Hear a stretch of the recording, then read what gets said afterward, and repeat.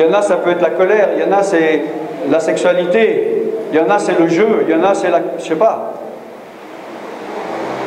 C'est le mensonge. C'est arnaquer les autres. Dans le commerce, n'être pas juste avec les autres.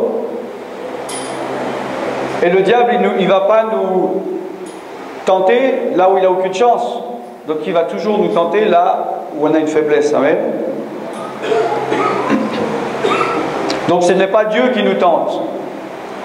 Il y a notre chair où nous sommes tentés et il y a le diable qui nous tente. Mais comme on a vu dans Genèse, celui qui agit mal, il va être plus tenté par le diable que celui qui agit bien. Parce que si nous agissons bien, que nous nous approchons de Dieu, le diable ne peut pas s'approcher autant de nous. Mais si nous désobéissons, nous nous éloignons de Dieu, Dieu permet que le diable s'approche et même qu'il soit à notre porte en train d'attendre qu'à la première ouverture de porte, il nous saute dessus. Oui ? Chacun est tenté quand il est attiré et amorcé par sa propre convoitise. Là encore, Jacques, il utilise des mots de chasse. C'est des termes de chasseur. Quand il dit il est attiré et amorcé par sa propre convoitise. C'est des termes quand on veut attraper des animaux. On va mettre une amorce. On va mettre un morceau de fromage si on veut prendre une souris. On va mettre un petit oiseau si on veut prendre, je ne sais pas, un sanglier. On va prendre ce qui attire. Et une fois que l'animal vient, il dit « Oh, c'est quoi? Il est attiré. » Et quand il vient, clac, le piège se referme. C'est ce terme qui est là. Donc chacun est tenté et attiré et amorcé. Comme j'ai dit, que si une souris, elle aime le fromage, on va lui mettre du fromage, si on veut l'attraper. Mais si on lui donne quelque chose qu'il n'aime pas, il ne va pas venir.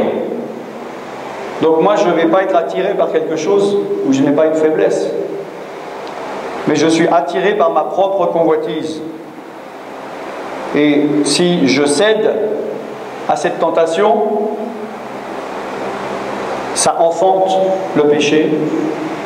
Et quand le péché est commis, ça enfante la mort. Amen. Et Dieu est juste.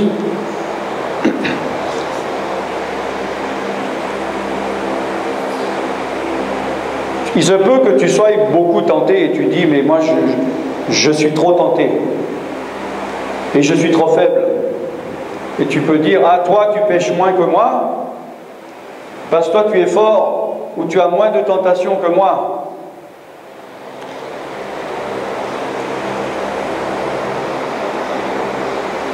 Mais il ne faut pas oublier ce que j'ai dit au début. Si tu agis mal, tu vas être plus tenté que si tu agis bien. Amen. Et il y a des péchés qu'on peut surmonter soi-même, avec des efforts, en demandant de l'aide aux frères, aux sœurs ou à Dieu, en changeant de situation, en changeant d'endroit.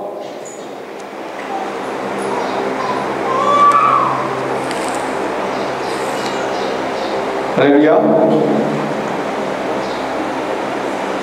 Parce que Dieu, il ne va pas permettre que tu sois tenté au-delà de ta force. Alléluia. Ça, on peut voir dans 1 Corinthiens, chapitre 10.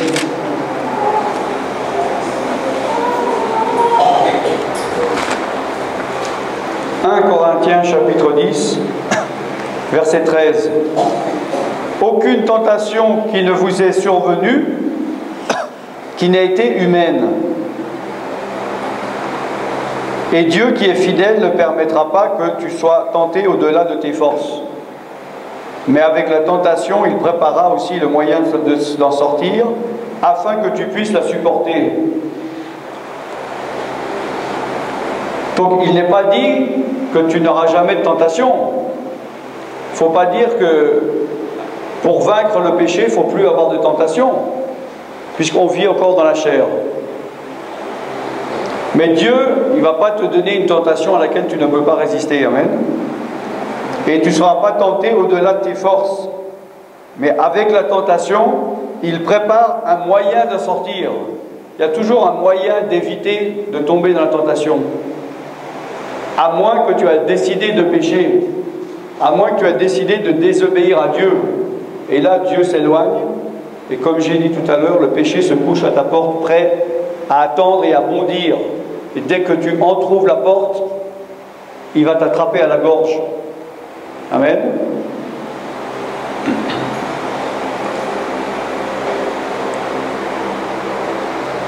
Il faut obéir à l'Esprit de Dieu. Nous avons deux choix dans la vie. Enfin, c'est un choix et deux possibilités. Soit tu choisis de marcher par l'Esprit de Dieu, soit tu décides de marcher dans ta chair. Et les deux désirs sont opposés l'un de l'autre, oui, comme il est dit, je crois, dans Galates 5. Ils sont opposés, ils ne sont pas différents. Ce n'est pas un peu de différence, c'est opposé. L'esprit te dit va ici à droite, alors la chair elle va dire va à gauche. C'est opposé, ce n'est pas un chemin un peu différent, c'est opposé. L'Esprit de Dieu dit oui, la chair dit non. Ouais. L'Esprit de Dieu dit lève-toi, la chair dit assieds-toi. L'Esprit de Dieu dit c'est mal, la chair dit c'est bon. Il faut avoir le discernement. Il n'y a pas longtemps, il y a quelques semaines, j'étais en Irlande. Et il y a eu une parole, parler en langue. Et j'ai dit, si quelqu'un reçoit l'interprétation, qu'il le donne. Et une femme s'est levée.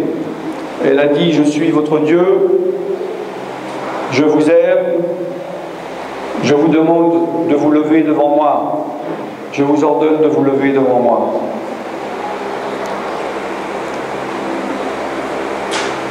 Mais j'ai senti que ce n'avait pas de l'Esprit de Dieu. Ça venait de la chair. Ça pourrait venir de l'Esprit de Dieu, oui.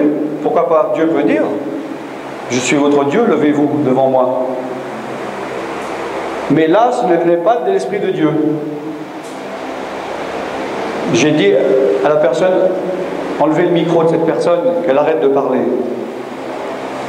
Et après, une autre personne a donné une interprétation, et c'était la vraie. C'était dirigé par l'Esprit de Dieu. Et elle a dit, en fait, la pensée de Dieu, Dieu a dit, agenouillez-vous devant moi. Vous voyez, la chair, le diable, si Dieu veut que tu t'agenouilles, il va mettre quelqu'un peut-être avec la chair ou par un démon, il va dire lève-toi. Il va dire l'opposé. Donc il faut avoir le discernement. Quand deux choses, tu peux te trouver devant un choix difficile, il faut avoir le discernement et demander à Dieu qu'est-ce qui vient de Dieu, qu'est-ce qui vient de la chair ou du diable. Il y a des choses, c'est simple. Oui. Si en toi, il y a quelque chose qui te dit, si tu as l'occasion de voler de l'argent, quelque chose en toi te dit ne le vole pas et autre chose qui dit vole-le, c'est facile à discerner qu'est-ce qui vient de Dieu ou de la chair, oui. Mais il y a des choses qui sont plus subtiles, qui sont plus difficiles. Le diable, ce n'est pas un imbécile, il est subtil, il est malin. Il se déguise en ange de lumière, il séduit les gens. Et il faut avoir le discernement spirituel, amen. La séduction, c'est quelqu'un qui n'est pas comme il paraît. Par exemple, il est méchant, il se montre gentil. Oui. C'est un voleur, mais il se montre honnête. Et les gens sont séduits et croient ce qu'ils voient. Ils ne voient pas derrière. Ils n'ont pas le discernement. Et il faut avoir le discernement. Sinon, on tombe dans des pièges. Il y a des pièges qui sont gros, comme on dit. Si je marche sur le chemin, il y a un immense trou, je ne vais pas tomber dedans. Si quelqu'un il fait un trou pour que je tombe, je vais le voir, je ne suis pas stupide. Mais si quelqu'un de plus malin, plus loin, il fait un trou, mais il met des branches dessus, si je ne fais pas attention, je vais tomber dedans. mais si je suis prudent, je vais avoir le discernement et je ne vais pas tomber. Donc il y a des pièges que le diable peut tendre qui sont faciles. Il y en a qui sont plus subtils. Il faut avoir le discernement, il faut faire attention. Amen. Le diable ne va jamais s'arrêter d'essayer de te détruire. S'il peut rentrer par la porte, il va rentrer par la porte. Mais si tu fermes la porte, il va essayer de rentrer par la fenêtre. S'il ne peut pas rentrer le jour, il va rentrer la nuit. Il faut bien tout fermer. Il faut bien que tous les accès soient fermés. Et la Bible dit que tu peux le faire. Si tu résistes au diable, il fuit loin de toi. Celui qui est en toi est plus fort que celui qui est dans le monde. Amen. Mais il ne faut pas ignorer les desseins du diable, comme Paul a dit. Les ruses. Parler des ruses du diable, ce n'est pas donner la gloire au diable. Amen. C'est se défendre contre son ennemi et le remettre à sa place. Alléluia. Et nous remettre à notre place. Il faut que tu saches où tu es, quelle est ta place par rapport à ton ennemi. Oui. Et toi, ton ennemi est sous tes pieds. Pourquoi? Parce que Jésus-Christ, il est assis bien au-dessus de toutes les dominations et les puissances et du diable. Et toi, tu es assis avec Jésus dans les lieux célestes. C'est pour ça que tu peux marcher. Est-ce que je peux marcher sur ce plafond? Non, c'est en dessus de moi. Je peux marcher seulement sur ce qui est en dessous de moi, le sol. Donc je peux marcher sur la puissance de l'ennemi parce que l'ennemi, il est sous moi, sous mes pieds. Amen. Car je suis assis dans les lieux célestes avec Jésus-Christ. Jésus a dit, j'ai vu Satan tomber du ciel. Il est en bas. Comme la chanson dit, je ne sais pas si vous la connaissez, Jésus en haut et Satan est en bas. Amen.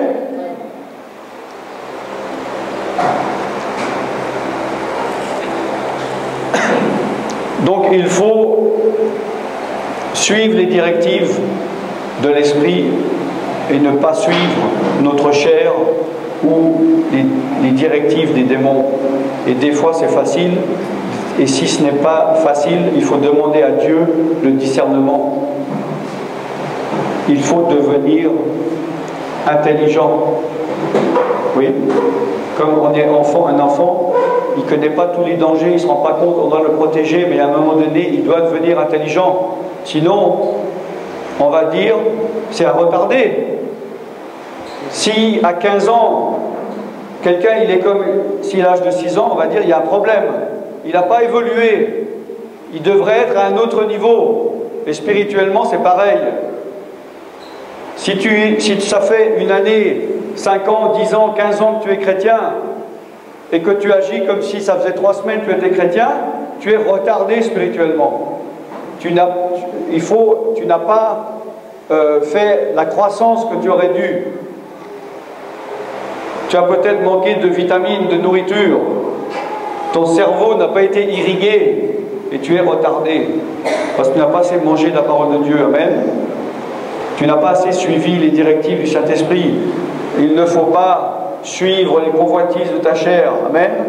On va voir dans Romains 6 ce qu'elle dit, que la parole de Dieu dit. Romains chapitre 6.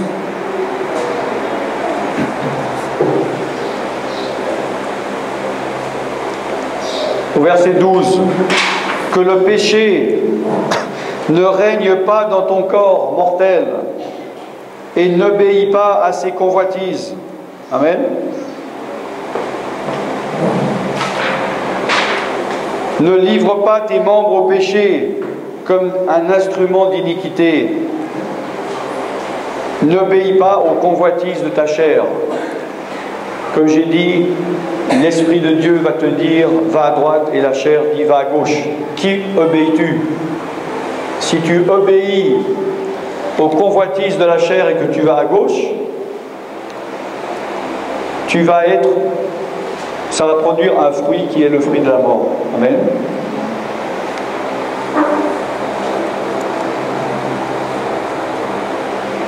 Pour faire un choix entre l'esprit et la chair,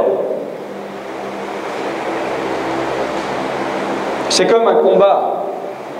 Si tu prends deux chiens, deux coqs, deux poissons, tu veux faire un combat, le plus fort va gagner. Amen. Le plus faible va perdre. Et si tu as deux animaux de même âge, de même force, si tu veux un qui gagne, tu vas plus le nourrir. Et l'autre, tu ne vas pas lui donner à manger, il va être affaibli. Et même s'ils sont à force égale, c'est celui qui aura mangé le plus dans le combat qui va dominer et qui va gagner le combat. Amen. Et au niveau de la chair et de l'esprit, c'est pareil. On regarde dans Matthieu 26.